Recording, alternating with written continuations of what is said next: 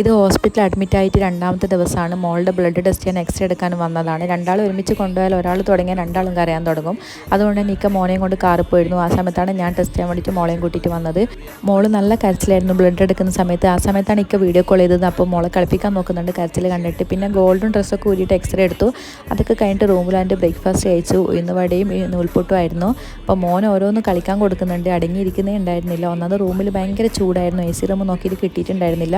ഫുള്ളാണെന്നാണ് പറഞ്ഞത്.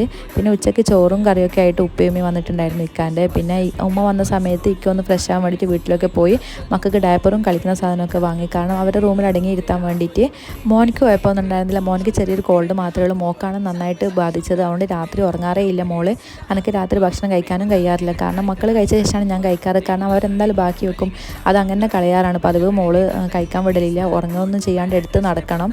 പിന്നെ രാത്രി ആവി പിടിക്കും മോളെ. അതും വലിയ ടാസ്ക്കാണ്.